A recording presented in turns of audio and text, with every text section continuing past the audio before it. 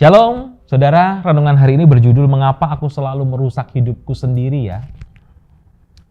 Pernahkah saudara berkata, saya tidak akan marah lagi, tapi beberapa hari kemudian meledak lagi. Saudara berkata, saya mau berhenti dari kebiasaan ini, tetapi kembali jatuh. Saudara berkata, saya tidak mau merusak hubungan ini, tapi justru kata-kata dan tindakan kita yang menghancurkannya.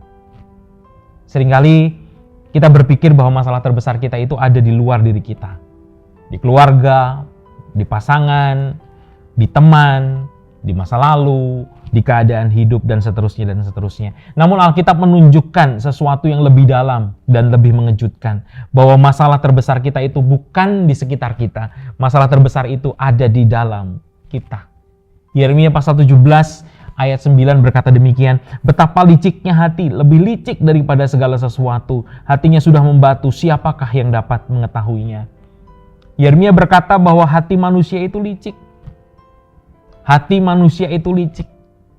Artinya saudara, bahwa bukan manusia selalu sejahat mungkin, tetapi dosa telah merusak seluruh keberadaan manusia.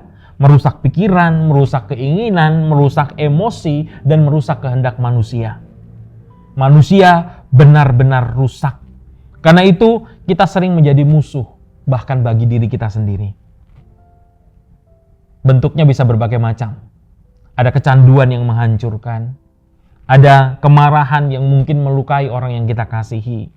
Ada kesombongan yang kita miliki dan itu merusak relasi. Ada keputusan bodoh yang kita ulang-ulang terus-menerus. Dan untuk ini kita membutuhkan lebih dari sekedar motivasi. Kita membutuhkan hati yang baru. Kabar baiknya saudara, Yesus tidak datang hanya untuk memperbaiki perilaku kita. Ia datang untuk menyelamatkan hati kita.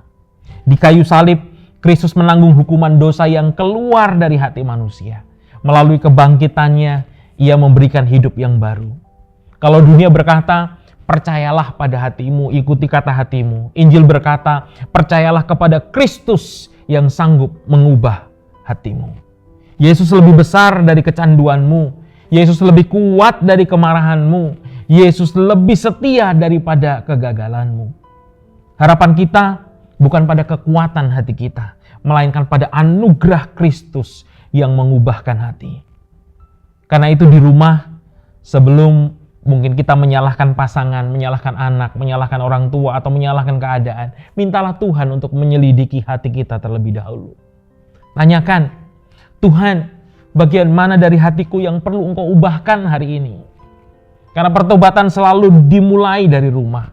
Dan rumah pertama yang Tuhan ubah adalah hati kita sendiri. Setiap kali gagal, jangan lari dari Kristus karena malu. Larilah kepada Kristus karena hanya Dia yang dapat mengubah apa yang tidak mampu kita ubah sendiri. Semakin kita melihat keindahan Injil, saudara, semakin dosa kehilangan daya tariknya dan semakin Kristus menjadi harta yang paling berharga dalam hidup kita. Tuhan memberkati saudara.